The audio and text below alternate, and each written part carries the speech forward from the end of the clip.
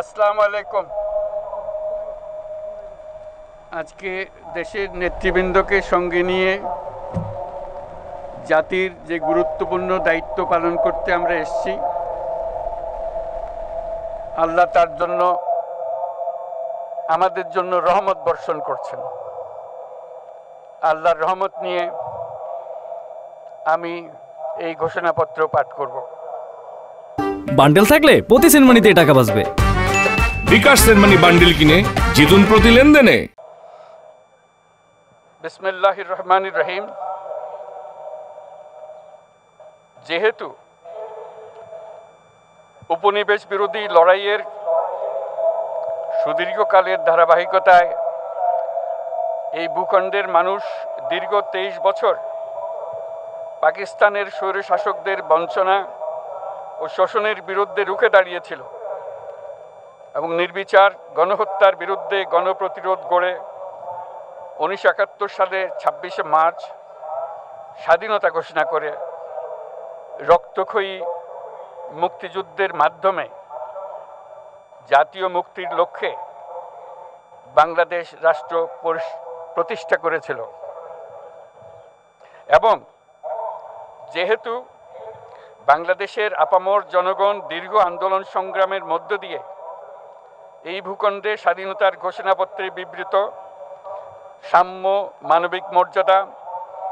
সামাজিক সুবিচারের ভিত্তিতে উদার গণতান্ত্রিক রাষ্ট্র বিনির্মাণের আকাঙ্ক্ষাকে বাস্তবায়নের জন্য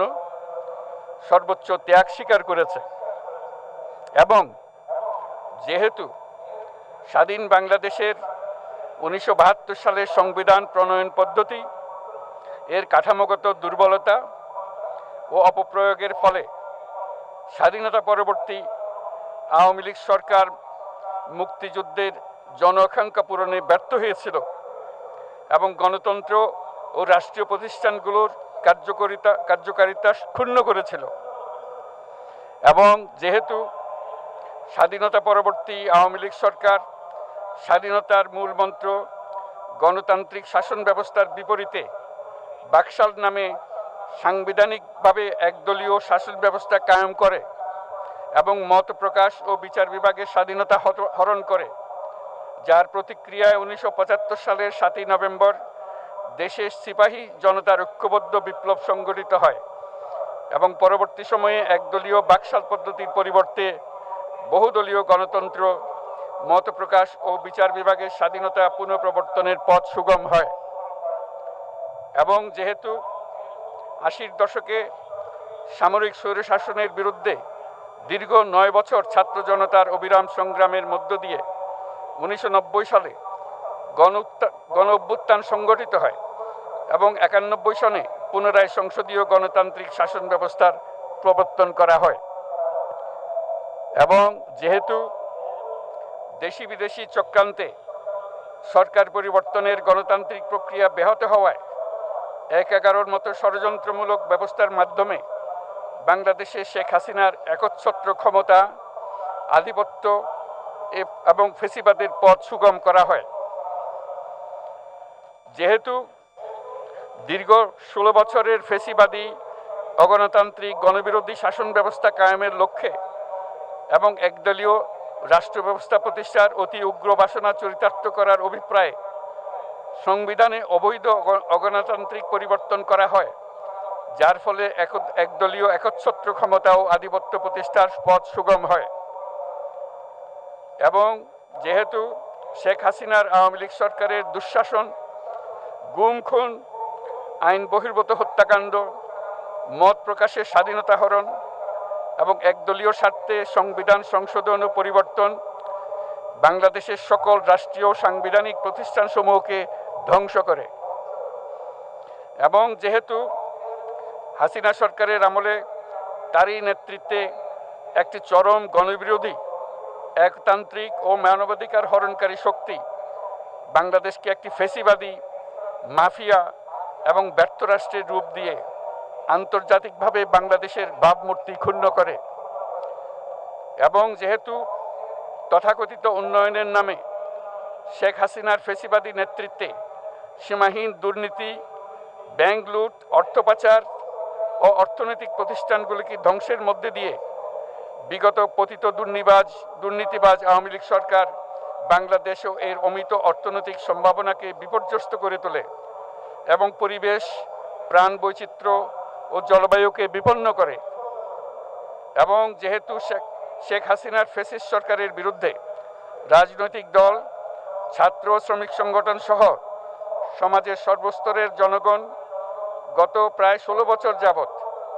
নিরন্তর গণতান্ত্রিক সংগ্রাম করে জেল জুলুম, হামলা মামলা, গুম খুন ও বিচার বহির্ভূত হত্যাকাণ্ডের শিকার হয়।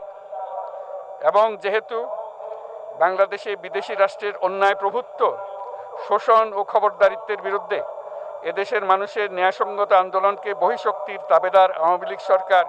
নিষ্ঠুর শক্তি প্রয়োগের মাধ্যমে দমন করে। এবং যেহেতু অবৈধভাবে ক্ষমতা অব্যাহত রাখতে আওয়ামী লীগ সরকার 3টি প্রহসনের নির্বাচনে এর জাতীয় সংসদ নির্বাচন এদেশের মানুষকে ভোটাধিকার ও প্রতিনিধিত্ব থেকে বঞ্চিত করে। যেহেতু আওয়ামী লীগ আমলে ভিন্ন মতের রাজনৈতিক নেতাকর্মী, শিক্ষার্থী,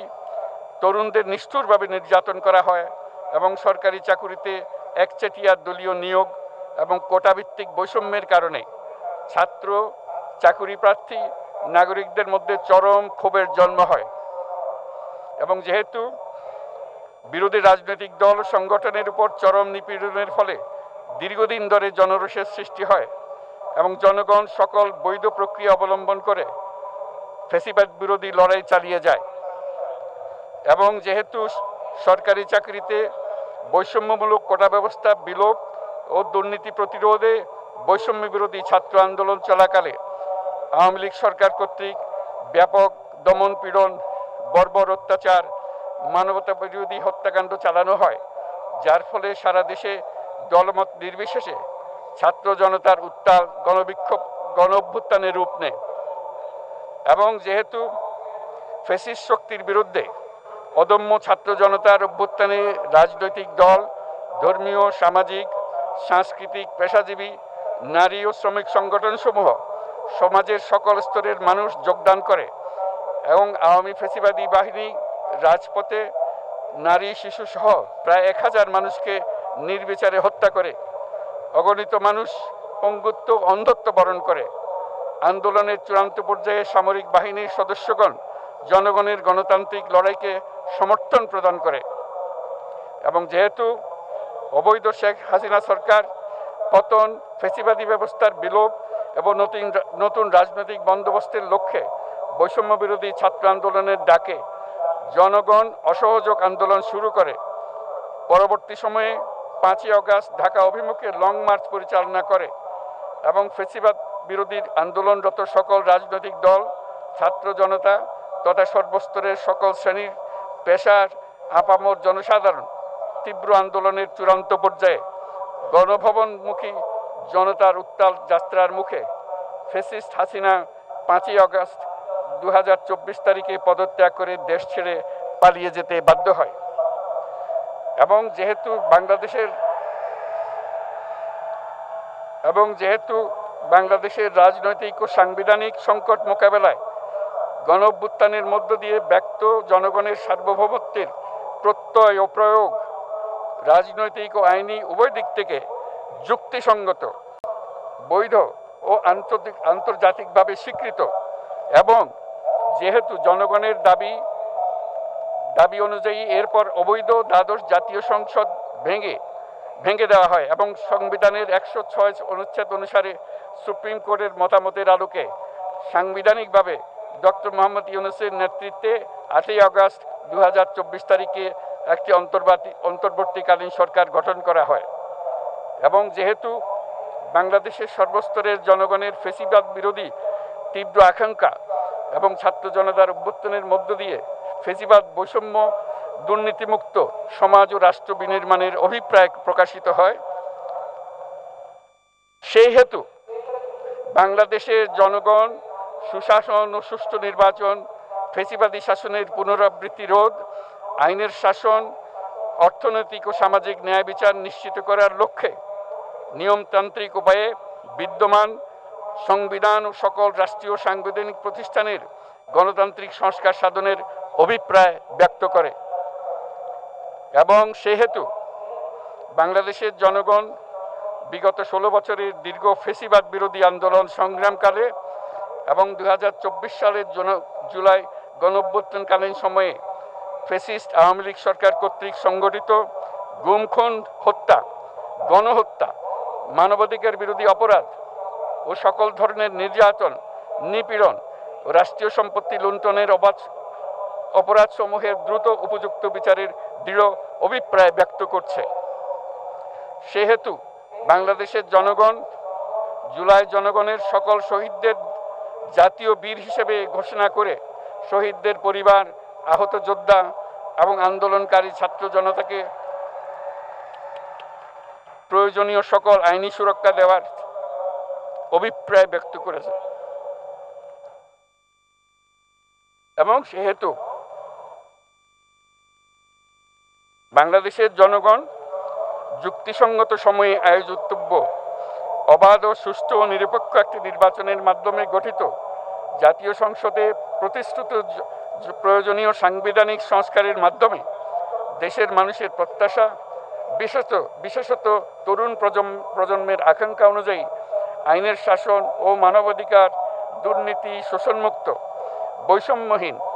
ও মূল্যবোধ সম্পন্ন সমাজ এবং গণতান্ত্রিক রাষ্ট্র ব্যবস্থা প্রতিষ্ঠার অভিপ্রায় ব্যক্ত করেছে এবং সেহেতু বাংলাদেশের জনগণ এই প্রত্যাশা ব্যক্ত করছে যে একটি পরিবেশ ও জলবায়ু সহিষ্ণু, অন্তর্ভুক্তিমূলক, টেকসই উন্নয়ন কৌশলের মাধ্যমে বর্তমান ও ভবিষ্যৎ প্রজন্মের অধিকার সংরক্ষিত হবে এবং সেহেতু বাংলাদেশের জনগণ এই অভিপ্রায় ব্যক্ত করছে যে ছাত্র গণঅভ্যুত্থানের 2024-এর উপযুক্ত রাষ্ট্রীয় সাংবিধানিক স্বীকৃতি প্রদান করা হবে এবং পরবর্তী নির্বাচনে নির্বাচিত সরকারের সংস্কারকৃত সংবিধানের তফসিলে এই ঘোষণাপত্র সন্নিবেশিত করা হবে এবং 5ই আগস্ট 2024 সালে গণঅভ্যুত্থানে বিজয়ী বাংলাদেশের জনগণের আকাঙ্ক্ষার প্রতিফলন হিসেবে এই ঘোষণা প্রণয়ন করা হলো। জাতির সার্বিক মঙ্গল কামনা করে আমি জুলাই ঘোষণাপত্র আপনাদের সবার সামনে উত্থাপন করলাম। আল্লাহ সকলের জন্য মঙ্গল দান করুন, জাতির জন্য মঙ্গল নিয়ে আসুক। সবাইকে ধন্যবাদ।